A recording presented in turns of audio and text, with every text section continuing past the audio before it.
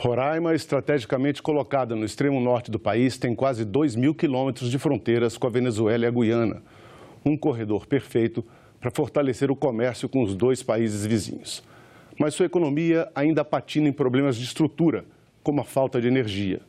O que pode ser feito para dar os empregos e as oportunidades que a população de Roraima precisa? Vamos conversar sobre este e outros temas com o senador Messias de Jesus, do PRB. Porque o desenvolvimento de Roraima é assunto de Estado.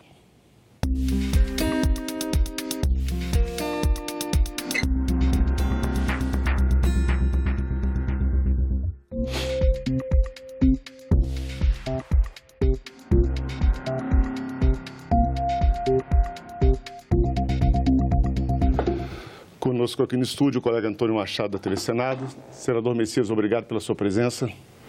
Olá, Silvio, eu que agradeço a você, agradeço ao Antônio, agradeço a todos os telespectadores da nossa querida TV Senado.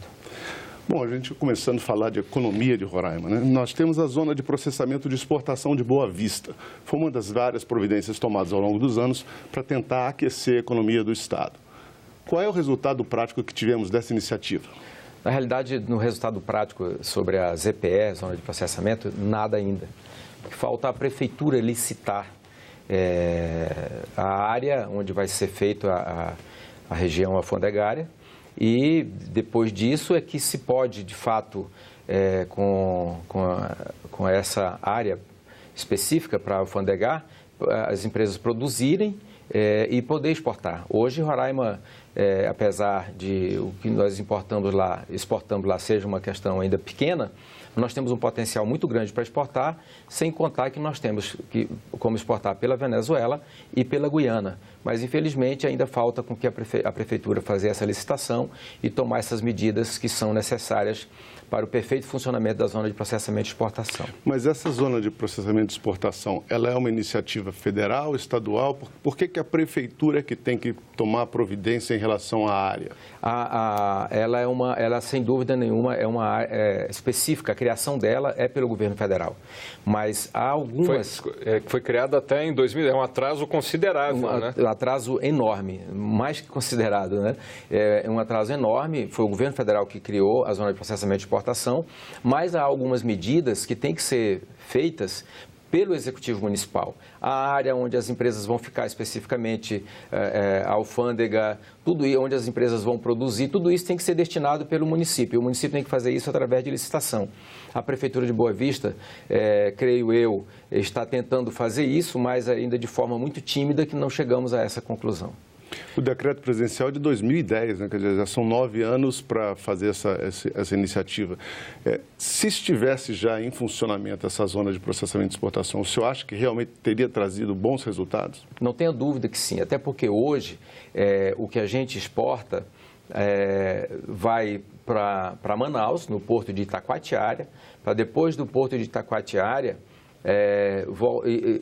sairmos do porto de Itacoatiara para ir para um porto de águas profundas para depois percorrer o mundo aí com os produtos que são produzidos lá em Roraima. E quais são esses produtos que poderiam, quais são os principais produtos da pauta de exportação de Roraima? Hoje Roraima exporta soja, nós estamos produzindo soja, graças a Deus nós temos boas condições para produzir soja.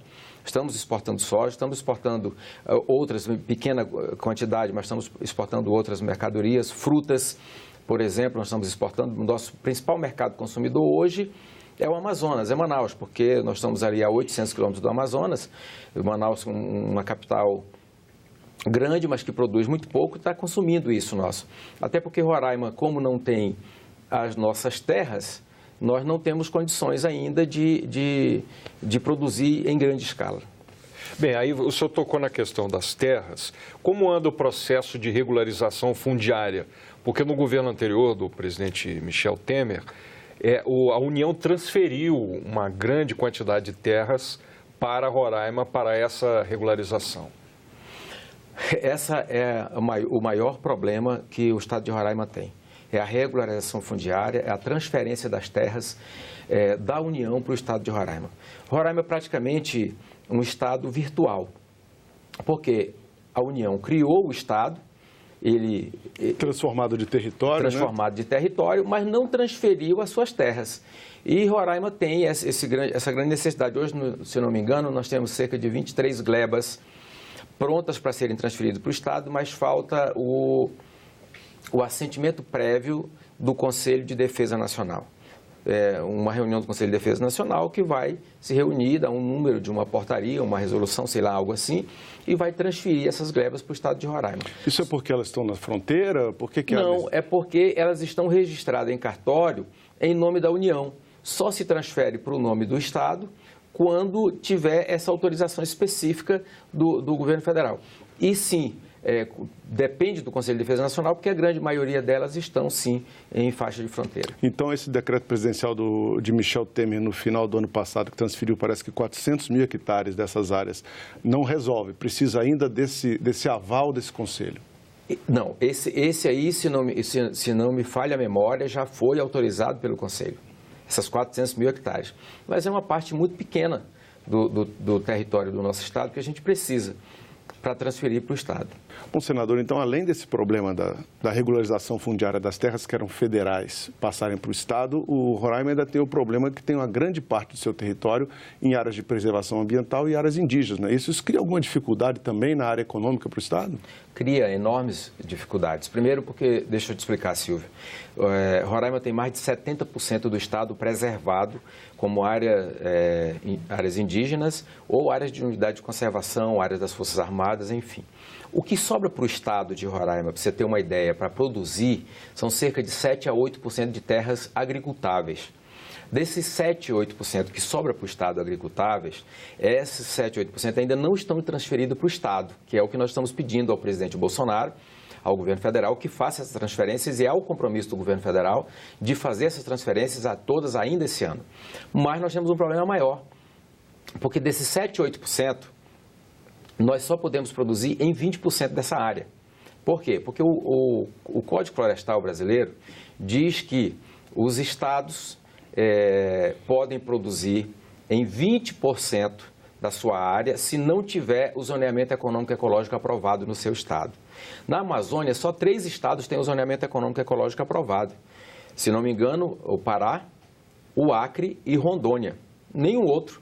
Ou seja, nós só temos 8% de terras agricultáveis e deles só podemos usar 20%. Um quinto de 8%. Exatamente, um quinto de 8%. E o que nós precisaríamos fazer para resolver esse problema? Dispensar o zoneamento econômico e ecológico. É desnecessário isso. O zoneamento econômico e ecológico ele é mais para organizar o Estado nas suas áreas de produção, porque ninguém vai mexer naquilo que já está preservado, naquilo que são terras indígenas já demarcadas, ninguém vai mexer com isso. Ninguém vai mexer em unidades de conservação. O que nós queremos? Tirar a necessidade da aprovação do zoneamento econômico e ecológico e os estados que tiverem mais de 65% da sua área preservada, como diz o Código Florestal, já podem usar 50% das suas áreas para produzir. Aí nós teríamos, dessas terras agricultáveis, 8% nós poderíamos usar até 50% para produzir. Se você tem lá em Roraima 1.000 hectares de terra, você só pode produzir em 200 hectares. E essa medida depende de quem? Congresso, Executivo? Essa medida depende, logicamente, do governo federal e do Congresso, logicamente, independente. Temos aqui no Senado Federal um projeto de lei de minha autoria, foi protocolado, pedindo isso ao Senado Federal para aprovar essa medida, mas fora isso nós estamos fazendo gestão junto ao governo federal para que possa, através de medida provisória ou de decreto, fazer essa modificação. Com isso, nós vamos dar não só a Roraima, mas aos demais estados da Amazônia, uma condição maior, uma condição mais próspera de gerar emprego, de produzir e de melhorar a vida das pessoas da Amazônia. A gente, voltando a falar sobre o desenvolvimento em geração de emprego, já que o senhor tocou nesse assunto, a zona de processamento de exportação ainda não foi implantada, como o senhor já explicou. Mas a área de livre comércio, que é diferente da ZPE, porque na área de livre comércio há isenção fiscal também para as empresas na importação de insumos, enfim. Na ZPE é somente para a isenção dos produtos que serão exportados. E como é que está funcionando essa ALC de Boa Vista? A área de livre comércio de Boa Vista, ela já está implantada, está funcionando. Creio eu que com todas as condições previstas para a população. porém ainda não há um conhecimento específico da população sobre esses assuntos, de exigir no comércio, no ato da sua compra, no ato das suas visitas aos empresários, exigir aquilo que eles têm direito. Então, eu acho que o que falta na área de livre comércio, de fato, é apenas uma gestão, uma ação do governo do Estado e da Prefeitura Municipal, das prefeituras municipais, no sentido de esclarecer mais aos consumidores, aos cidadãos, os direitos que lhe assistem. Nós fizemos uma arte aqui, inclusive, sobre a área de livre comércio de Boa Vista. O número de empresas por setor, a gente vê que predominantemente o número de empresas é da área do comércio, com 1.889 áreas, de 2.256 empresas na LC. Existe também uma outra área de livre comércio prevista para o Estado, que é na cidade de Bonfim, no município de Bonfim, mas apenas 17 empresas estão habilitadas lá. Então, essa ainda está muito embrionária, essa de Bonfim, né, senador? Essa de Bonfim também já está funcionando, mas o município de Bonfim é um município pequeno, com cerca de 12 mil, 15 mil habitantes, faz fronteira com Letem, na Guiana, e é ainda um município iniciando, né, o seu potencial econômico, o seu potencial social e financeiro. Mas que eu creio que em breve vai, sem dúvida nenhuma, até em função do que se aproxima aí da fronteira com a Guiana, Bonfim vai deslanchar muito rapidamente. Agora, há uma proposta nossa, se você me permite, claro, do deputado federal Jonathan de Jesus, que nós estamos pretendendo dar aos municípios fronteiriços do estado de Roraima as mesmas condições das áreas de livre comércio de Boa Vista e de Bonfim. Por exemplo, o município de Pacaraima, que é fronteira com a Venezuela, não tem lá uma área de livre comércio. E nós temos lá um grande prejuízo, porque Santa Helena do Airém é a área de livre comércio para a Venezuela. Então, o povo de Roraima, quando não tinha essa crise, o povo de Boa Vista saía todos para comprarem lá em Santa Helena. Então, nós teríamos que ter condições iguais ali em Pacaraima, em Uiramutã, em Amajari, em Normandia, que fazem fronteiras também com esses dois estados, com esses dois países, e que precisam ter área de livre comércio para poder competir de igual para igual. A gente tem uma outra arte também ainda sobre a área de livre comércio de Boa Vista, que a gente vai mostrar para as pessoas terem uma ideia. Foram 1.700.000 dólares movimentados nessa ALC no ano de 2015, é o último dado que a gente conseguiu por meio da SUFRAMA. E a gente observa que grande parte foi de soja, como o senhor disse. 609 mil dólares exportados ou vendidos através dessa ALC em soja. E 387 mil de instrumentos e aparelhos médicos. Também nessa área de indústria de prestação de serviços especializados, Roraima está começando a ganhar força, senador? Sem dúvida. Roraima está começando a ganhar força. Como eu disse, Roraima tem um potencial enorme para produzir. E é um mercado novo, que vai chamar a atenção quando o Brasil despertar que Roraima é uma das fronteiras mais prósperas do Brasil, não só na área agrícola, sem dúvida nenhuma nós vamos crescer muito, Roraima vai crescer muito. E esse é o nosso sonho, fazer com que Roraima possa despertar o Brasil e o Brasil possa lá, em Roraima, levar empresas, suas organizações para produzir, gerar emprego para aquela gente, para aquele estado sofrido, mas próspero ali da Amazônia e do norte do Brasil. Senador, a crise política e humanitária da Venezuela se arrasta e o seu estado é o que sente os efeitos mais diretamente dessa crise, já que há, segundo informações que eu tenho, um fluxo diário de 500 novos migrantes da Venezuela, né, diariamente. Como é que o Estado tem enfrentado esse problema? Com muita dificuldade. O Estado de Roraima tem, como você mesmo disse, Antônio, sofrido bastante com isso. Aliás, eu acho que no Brasil, falando de guerra, nenhum Estado brasileiro temeu tanto uma guerra como Roraima está temendo nesse momento. Nós somos o Estado mais próximo ali do Brasil, no Brasil, da Venezuela. Se comenta muito isso no Estado, senador? Muito, muito, muito. Inclusive com a presença da missão, a Operação Acolhida do Exército Brasileiro lá, que é quem está cuidando, diga-se de passagem, muito bem dos migrantes venezuelanos, lá em Roraima, tanto pelo general Pazuello, que saiu, como agora o general Teixeira, que com muita competência está administrando isso lá. O Exército tem ajudado muito nisso, mas com aquela questão da ajuda humanitária que foi encaminhado para a Venezuela, foi catastrófico para nós, porque houve uma sensação de guerra, o exército teve que ir para lá, a Venezuela colocou o exército deles ali na fronteira, fechou a fronteira, está fechada até hoje a fronteira.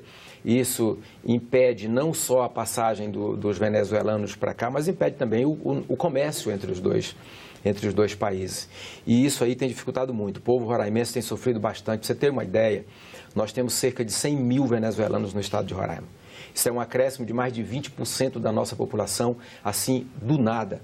E nós estamos reclamando isso ao governo federal há mais de 2 anos, dizendo que tinha que se tomar providências com urgência com relação a essa questão.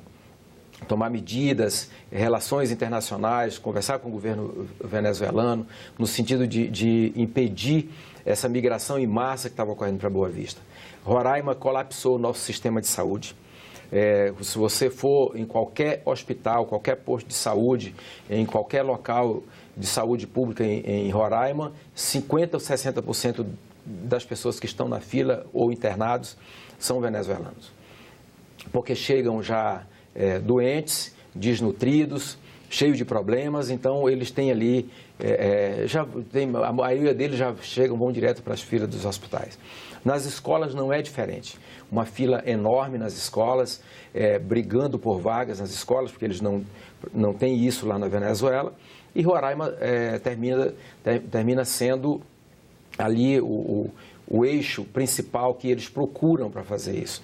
Principalmente a população pobre da Venezuela, porque os ricos da Venezuela usam Roraima apenas como escala, como um corredor para viajarem. Se você pega qualquer aeronave em Roraima hoje, saindo de Boa Vista, a grande maioria também são venezuelanos. Aqueles que têm dinheiro saem de lá. Os que não têm ficam em Roraima, nas ruas, nas avenidas, aumentando o crime. Roraima, pra você ter uma ideia, os dados da Polícia Civil aumentou em mais de 50% os crimes em Roraima com a ida dos venezuelanos para lá. Aumentou o tráfico de drogas, aumentou o tráfico de armas, aumentou o desemprego.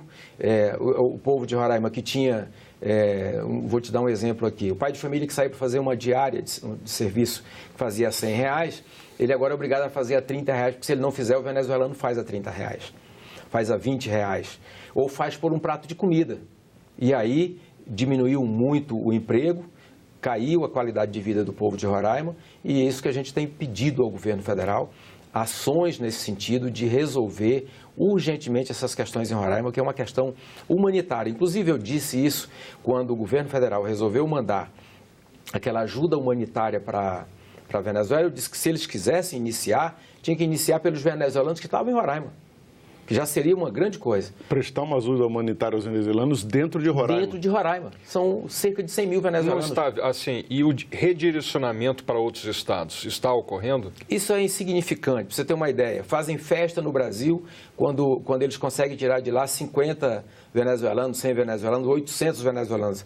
Entra 500 por dia, 1.000 por dia. Se você for verificar os dados da Polícia Federal... Esses 500 por dia que eu citei, até depois do fechamento da fronteira, cessou, né? Cessou oficialmente. Cessou oficialmente. Não entra pela fronteira. Passam pelas trincheiras. Mas as trincheiras que tem lá ao redor, e é onde muitos... O que acontece? Por que a Polícia Federal dá um número de 500 por dia, coisa dá um número... Oficialmente.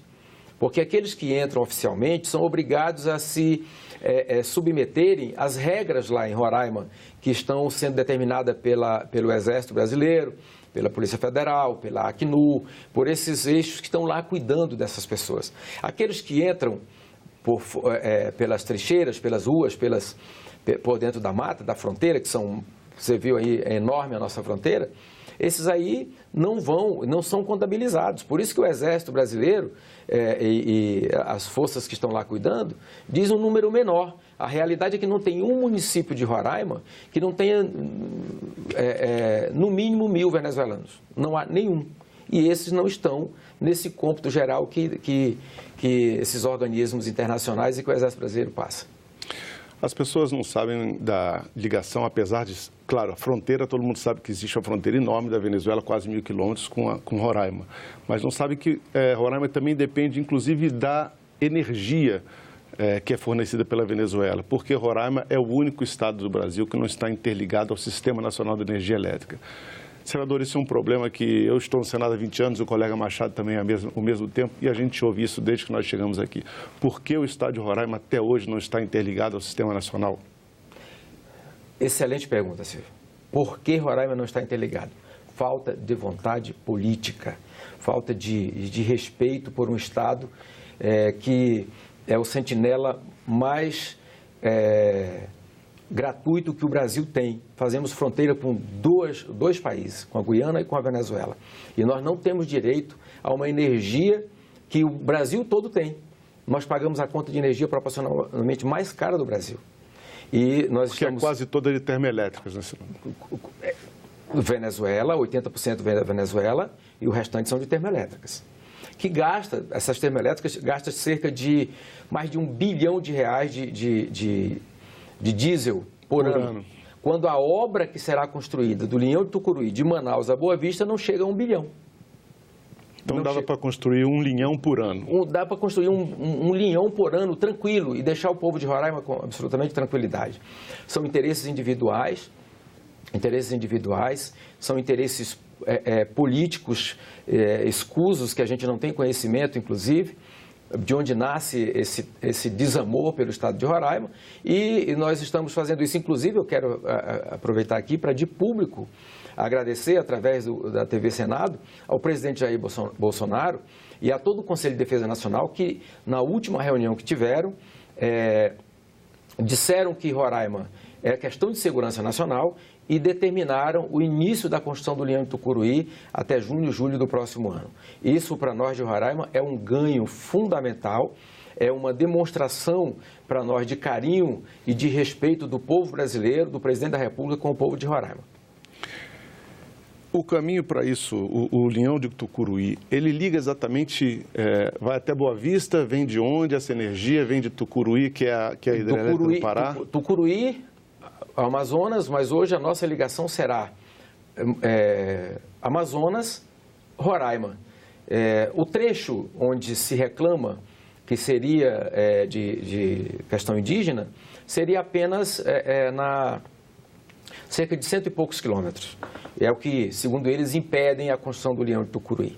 Problemas ambientais, problemas de terra indígena e esses anos todos isso acontecendo. O senhor disse que são, às vezes, forças até ocultas que atrapalham a ligação de Roraima com o Sistema Elétrico Nacional. Mas no Congresso, o que se pode fazer, a bancada de deputados e senadores, para resolver isso? Nós estamos juntos no Senado, tanto eu, o senador Chico Rodrigues, o senador Telmário Mota e os deputados federais de Roraima, em constante contato com o ministro das Minas e Energia, com o general Heleno, do Gabinete de Segurança Institucional, com o ministro Onix Lorenzoni e com o presidente Jair Bolsonaro, no sentido de estreitar esses laços e de mostrar a eles a necessidade de fato que Roraima tem de urgir com isso. Primeiro porque sem energia nós não vamos ter lá grandes empresas. Sem grandes empresas, nós não vamos produzir, não vamos gerar emprego para o nosso Estado. E o nosso pedido nesse sentido. E já conseguimos.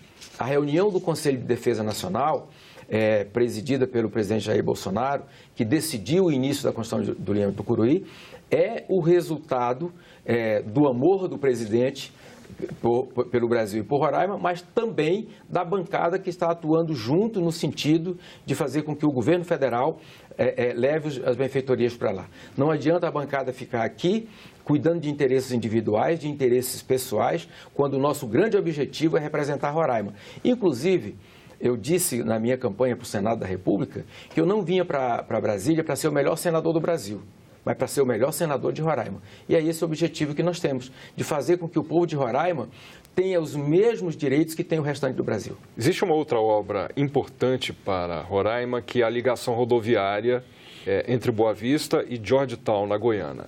Como anda esse processo? Na realidade, esse é um desejo nosso, é um desejo do povo de Roraima de termos essa ligação. Por quê? Porque nós temos em Georgetown um porto de águas profundas, ainda em condições precárias, mas que o governo da Guiana, agora que descobriram lá uma fossa enorme do petróleo, grandes bacias de petróleo, eles vão em pouco tempo aí se tornar um dos grandes produtores de petróleo do Brasil, aliás, do mundo.